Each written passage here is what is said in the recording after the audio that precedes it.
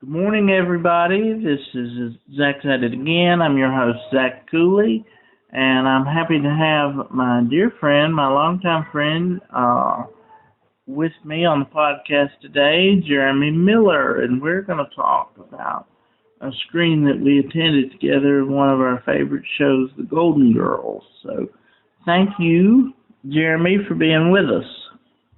Yes, thank you for inviting me. I was just so glad that you gave me the invite, and we got to go see all that at the movie theater the other day. So glad to talk about it. Yeah, it was a pretty big deal to have, and I don't think a lot of people know about it. And it's the second screening that I've been to where they've done a string of episodes of The Golden Girls, and they called it Forever Golden, a celebration of The Golden Girls, and they only show it in select movie theaters. So we traveled about 45 minutes to Christiansburg to see that, but I think it was well worth it, don't you? I really think so too, and I had never heard of the first screening, so when you told me about it, it was something new to me. But yeah, that's like you're always introducing me to stuff. Well, good. I'm grateful for it. Well, I'm glad that I have done that because you and I, as I said, we've been friends for a long time, and we've had a lot of neat adventures together. So we went to Many more to come. Yeah, I hope so.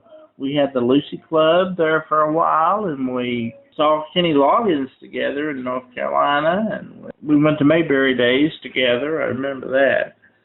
Yeah, absolutely. Yeah. Lots of fun memories. But let's talk about Golden Girls for a little bit.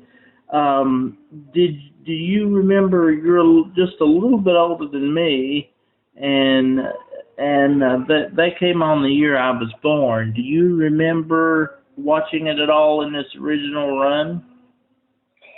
Well, I would say that I saw a few episodes, but I didn't really get deeper into the episodes until I was older. But it's become one of those things, especially with streaming, and you have quick access to all of these great shows that maybe I missed some of it as a child. I can catch up on things that were back and running when I was a kid, which it seems like I do every night now, because there's not as much good programming, in my opinion, today. Yeah, I go back to those shows.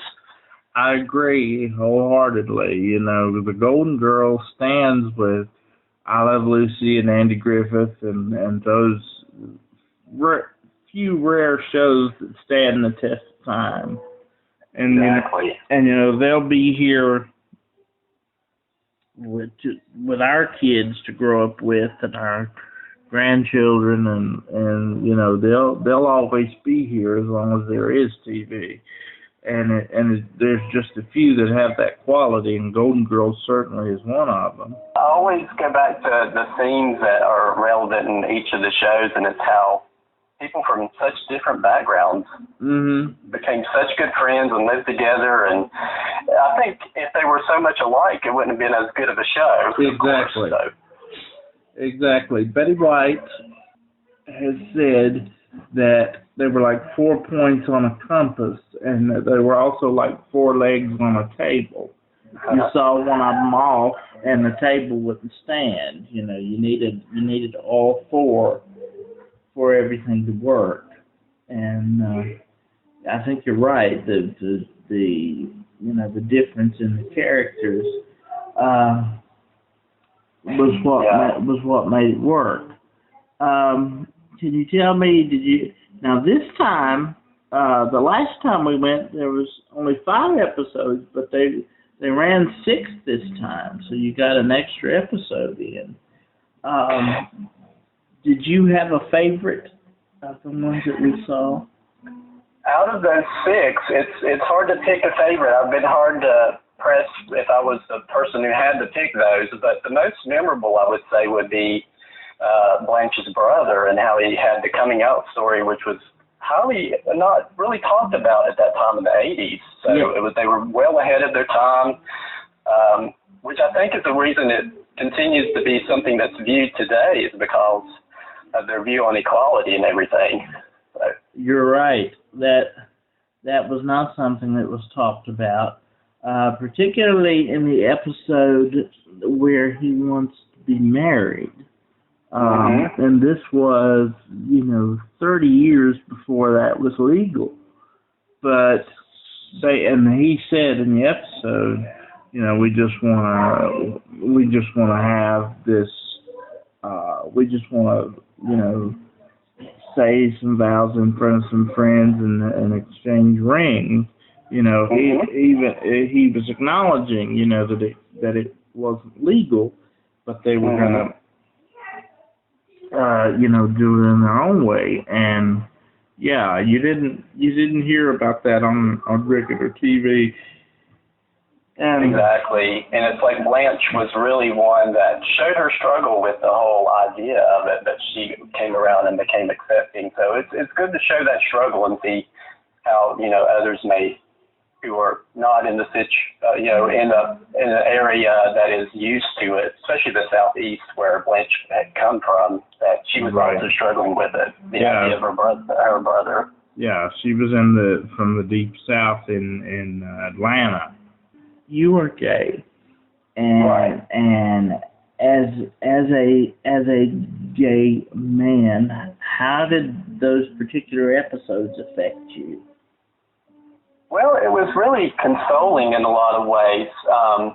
That is something that people have evolved with over time. As far as from a conservative, more or other religious background, it's hard to come to terms with that. It might have been part of the reason that many didn't watch this as a child, but then later on were, with more society evolved and were comfortable with it, we became, more in tune with the Golden Girls and shows like it. You see the merchandise out there and how popular it is. So I just really took it like how advanced they were with the discussion of it. So it didn't make me uncomfortable at all, especially that they even brought it back up again with the viewing on the big screen. Yeah, and the jokes. I noticed you were laughing at the jokes that were made. The jokes were even, and they were funny, but they were even in good taste. The things that Sophia would say. How that she said I could get it out. I could get out of the secrets you're trying to hide in two quick questions. And she asked him do you have you ever been to Europe, and how many fingers am I holding up? And send it back into the living room and said the man's gay as a picnic basket. And and Dorothy's amazed and said, "How could you know that?" He said, "It wasn't from any of that. I heard him singing 'Send in the Clowns.' He's the only man I ever knew that knew all the words to that. He was singing that in the shower this morning." Yeah, I really think humor is a great way to approach sometimes difficult topics, and within reason. I know it plays a lot into stereotypes and things, and there's a fine line. And I could see, and I would appreciate someone's discussion on it who may not see it in a humorous light, and I would definitely listen to that discussion.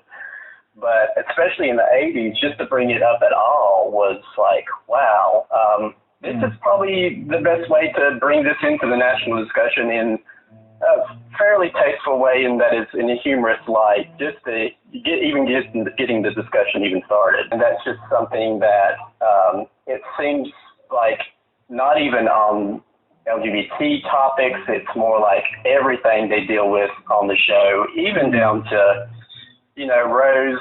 I watched one episode the other day, and she was going to the hospital and being tested for HIV, which was not discussed at all either. And they did the humorous, serious moments of it, but also it's a humorous way of how she could have dealt with the waiting period of finding out the results.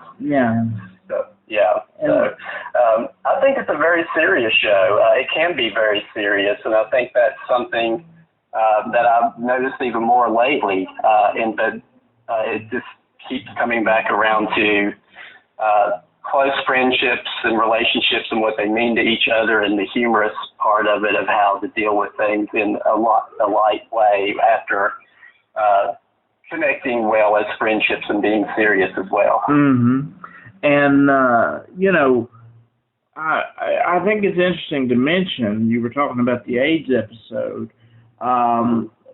Rose, the antibodies that had to be tested, she had to be tested because she was given a blood transfusion in an operation, and and that brought light to, I think, well, you don't just get it by being promiscuous. You can contract it through many other ways. It's not necessarily how people conduct their lives that causes that.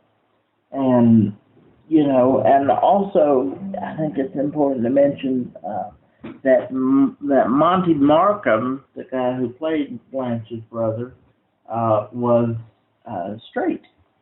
So for a straight man to openly play that kind of a character, I think that's a credit to him, because even in those times, this was 1988. Even in those times, you didn't see,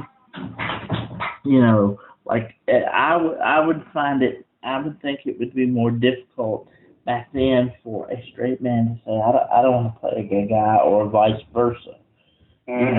Yeah, so it almost locks actors into thinking they have to be, in one role. I'm glad that's right. It's slowly changing even now, but it took a lot of courage for him to be able to do that and willing to.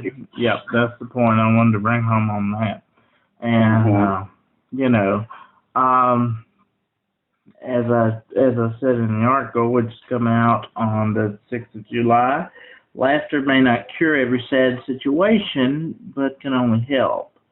Exactly. Yeah. The Golden Girls, in its timelessness, has never failed to make my family and me laugh throughout my entire life. And seeing such episodes only adds enjoyment of such an ageless television show.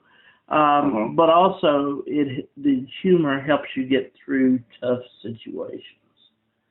Exactly. And you're talking about that. I of course am wheelchair bound, and there is an episode late in the series where Blanche actually dates a man in a wheelchair. Yes. Yeah. Exactly. He turns out to be a jerk. He turns out to be married, and she didn't know it. But I mean, opening herself up to that, and I mean, and forgive me for saying this, but there's a lot of things out now.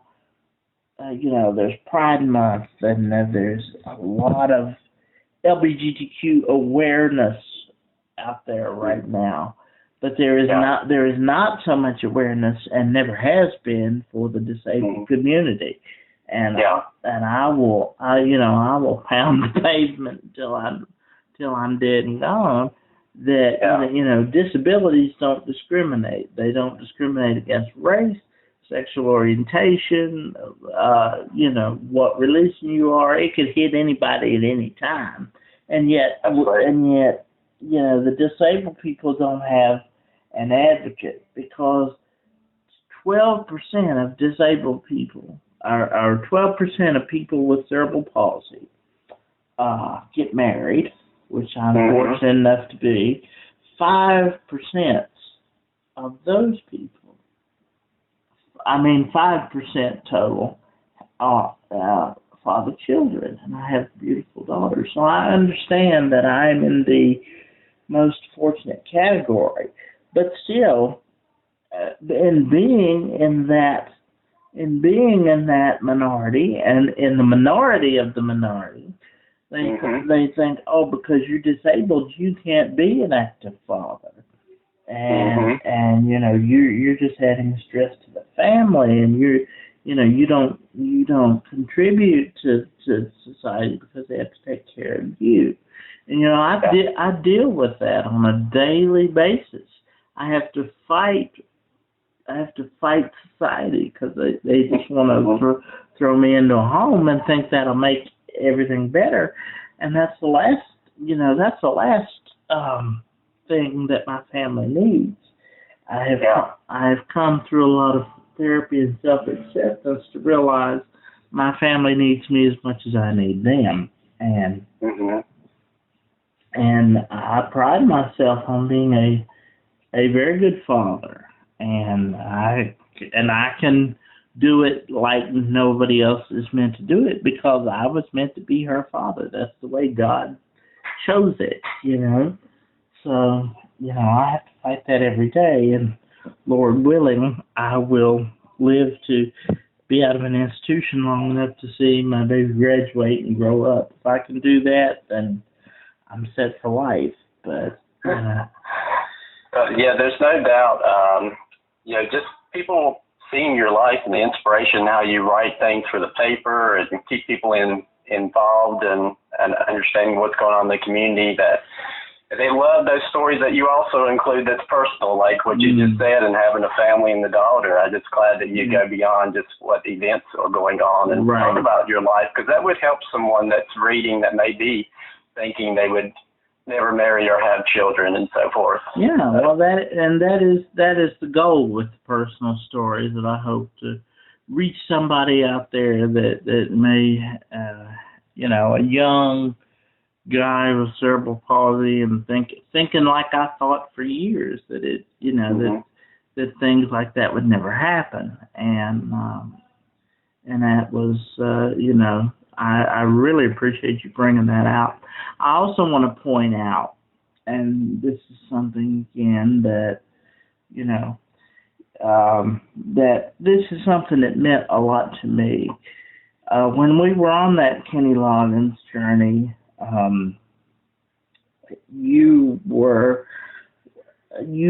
that's when you told me that you were gay. And I was one of the first people that you told, and that was always a great honor to me, that you felt comfortable enough with me to confide that in me, or to be among the first people to know that. And that's always something that's meant a great deal to me, that you trusted me and felt enough comfort with me that you could say that, because... Yeah, absolutely. It's kind of like once you tell your story, there's no going back as far as able to hide it from people, because people really know and want to know your story and where you came from and what you are, your family life. It's like just part of everybody's conversation about who they're with, their girlfriend, their boyfriend, and it becomes part of taxing on your own soul if you, hide an aspect that everyone else is talking about with their own lives, but I can't, or felt like I couldn't. Right. So, because it's who you are, and you want to be who you are around people, and be genuinely yourself. Because people who hide themselves from other people, how uncomfortable are they for their whole lives, whatever they're trying to hide, Yeah, it really takes its toll on the person emotionally, physically, spiritually, every way, to do those. And it's nothing to say that everyone is ready at that moment, but sometimes you do know when you're ready to tell a story or tell about yourself, and you just know when the moment's right. I never try to say to anyone else, this might be your moment to share with everyone. I never pressure anyone to share their story. Everyone knows when the right moment's for them. Sure. And did you find in your journey, being where you're from, coming from back, was that a, well, I guess it goes without saying, but was that a difficult journey for you? Oh, absolutely. I think my identity is all tied with things I do as far as my work and hobbies and things, but your orientation is really also another part of identity. So it's something that all works together, and everyone's different as far as how or when they can share their story, but it's something you have to, and also realizing the person you're sharing it with may be going through the idea of when they are coming to terms with it, because they've always known you to be the person, not in everyone's case, but let's say even someone who's married to a woman for many, many years, and think of the thing that is going to the person that's being told the story. It's a lot for someone else to process. So I take it with a lot of patience and grace towards people I would share the story with, in that just to meet them where they are. And I think that is very much appreciated by anyone of any type of story you would share with them. Sure. So, and I mean, do you find that people are more accepting now than, say, 10 years ago? Yeah, or say even the time when, like the Golden Girls, when that was episode, I would say very much so. It's even amazing that was airing at that time in the early 80s. So it's, like I said, I think it's the reason it's stood the test of time. It's become very much marketable. You see everything collectible you could imagine that has a Golden Girls on it. Right. And it's grown to be possibly beyond what they had thought that it would grow to as far as popularity. I'm sure, because I was a big Golden Girls fan when Golden Girls was, not that it was I remember watching it in its original run, but it was out of reruns, and it was out of its original run, and it was on reruns, but it was not as huge as it was, because I was looking for books and games and T-shirts and things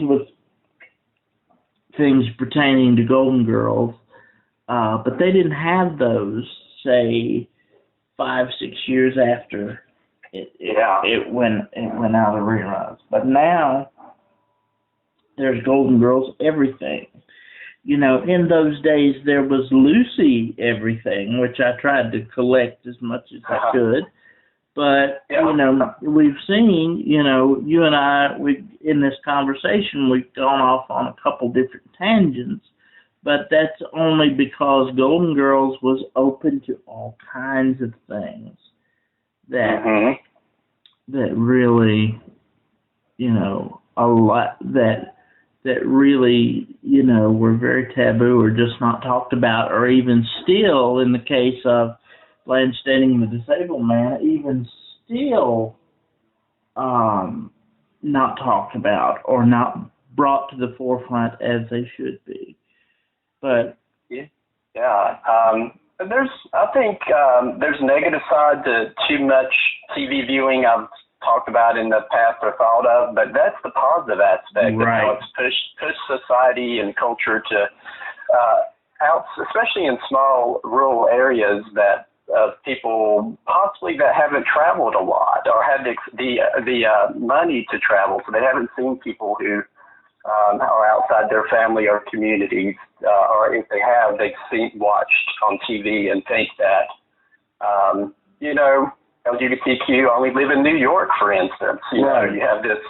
So but they live in the mountains and everywhere, and even like the South, where Blanche was from and grew up that way. So I'm glad that he was not quote unquote a city slicker from the New York. He's a Southern man that really adds more emphasis.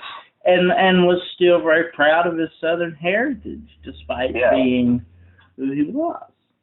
Exactly. But anyway, the fact that I was one of the first people you told, or among the first people that you told, has always been a great deal to me, and I appreciate that comfort that you feel with me, and I hope that I made your journey a little easier.